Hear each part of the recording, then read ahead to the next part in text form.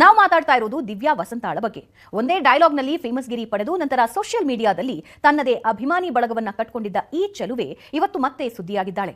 ಆದ್ರೆ ಈ ಬಾರಿ ಮಾಡಬಾರದನ್ನ ಮಾಡಿ ತನ್ನದೇ ಆದ ಒಂದು ಪಟಾಲಮನ್ನ ಕಟ್ಕೊಂಡಿದ್ದ ಈ ರೋಲ್ ಕಾಲ್ ಪತ್ರಕರ್ತೆ ಸಿಕ್ಕವರಿಗೆಲ್ಲ ಬ್ಲಾಕ್ ಮೇಲ್ ಮಾಡ್ತಾ ಇದ್ಲು. ಆದ್ರೆ ಇವತ್ತು ಇದೇ ದಿವ್ಯಾ ವಸಂತ ಸರಿಯಾಗಿ ಲಾಕ್ ಆಗಿದ್ದಾಳೆ.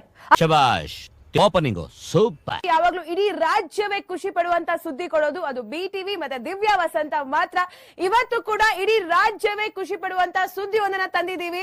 ಸೊ ಅದು ಕೆಲವೇ ಕ್ಷಣಗಳಲ್ಲಿ ದಿವ್ಯಾ ವಸಂತ ಅಂತಲೇ ತನ್ನ ಕಾರ್ಯಕ್ರಮ ಹಾಡುಗಳನ್ನ ಶುರು ಮಾಡೋ ಈಕೆ ಜಸ್ಟ್ ಒಂದು ಡೈಲಾಗ್ ನಲ್ಲೇ ಫೇಮಸ್ ಆಗಿ ಬಿಟ್ಟಿದ್ಲು.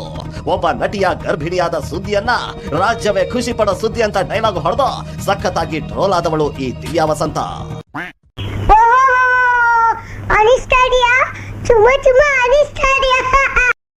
ಎಂಥ ಒಳ್ಳೆ ಮಕ್ಕಳಿಗೆ ಜನ್ಮ ಕೊಟ್ಟೆ. ಒಂದೊಂದು ಮುತ್ತು ಕಡೆ ತಪಸ್ಸು ಮಾಡಿ ಪಡಿಬೇಕಿಂತ ಮಕ್ಕಳನ್ನ. ನಿನಗ ಅದೃಷ್ಟ ಇಲ್ಲ, ಕಣ್ ಮುಚ್ಕೊಂಡ್ಬಿಟ್ಟೆ.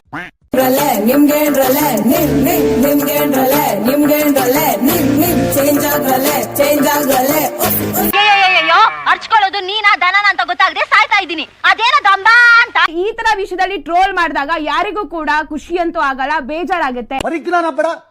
If they try to talk rubbish, we will talk rubbish.